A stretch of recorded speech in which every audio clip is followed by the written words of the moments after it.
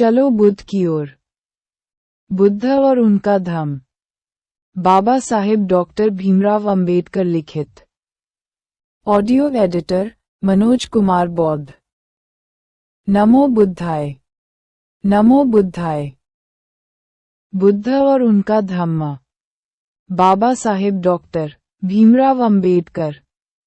Audio संपादक मनोज कुमार बौद्ध। नमो बुद्धाय। हर को 13। तब आनंद स्थव वहां गए जहां तथागत थे और तथागत को अभिवादन कर एक और बैठ गए। इस प्रकार बैठकर आनंद ने तथागत से निवेदन किया, भगवान। महाप्रजापति गौतमी चरामदे के बाहर खड़ी है।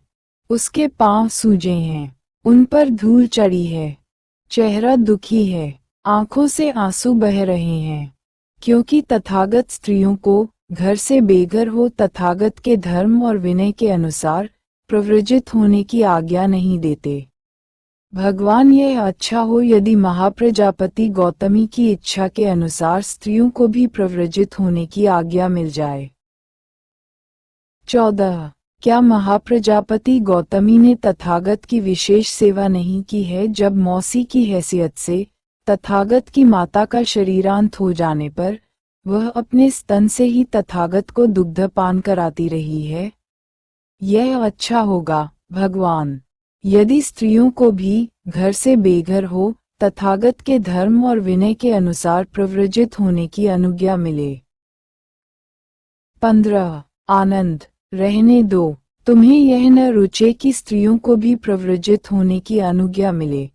दूसरी बार और तीसरी बार भी आनंद ने अपनी प्रार्थना दोहराई और दूसरी तथा तीसरी बार भी आनंद की प्रार्थना अस्वीकृत ही हुई। 16। तब आनंद स्थव ने तथागत से प्रश्न किया, भगवन, आपके स्त्रियों को प्रव्रजित न होने देने का क्या कारण हो सकता है? 17। भगवान जानते हैं कि ब्राह्मणों का यह मत है कि शूद्र और स्त्रियां कभी मोक्ष नहीं प्राप्त कर सकती क्योंकि वे अपरिशुद्ध होती हैं और पुरुषों के मुकाबले में निम्न जाति की होती हैं। इसीलिए वे शूद्रों और स्त्रियों को प्रव्रज्या नहीं लेने देते। तो क्या तथागत की दृष्टि भी ब्राह्मणों के समान ही है? 18। क्या तथागत ने ठीक उसी प्रकार शूद्रों को भी संघ में प्रविष्ट नहीं किया है जैसे ब्राह्मणों को? भगवान, स्त्रियों से ही ऐसा भेदभाव करने का क्या कारण है?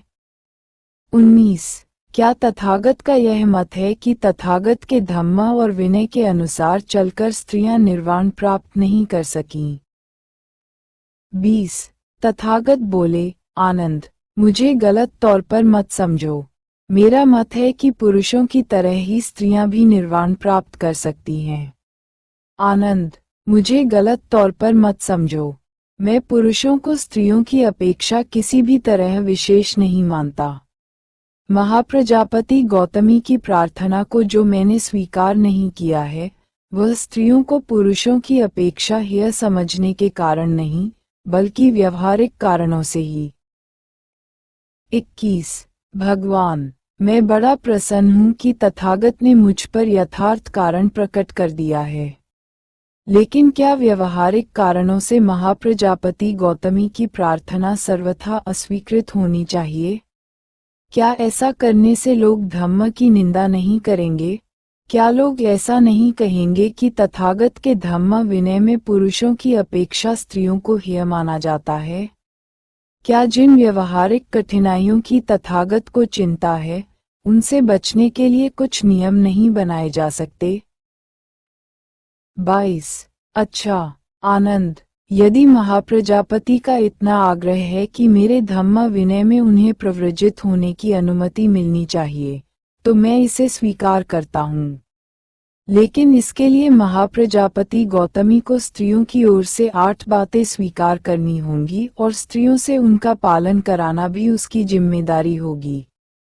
यही महाप्रजापति की दीक्षा होगी। स्त्रियों की धम्म दीक्षा 103।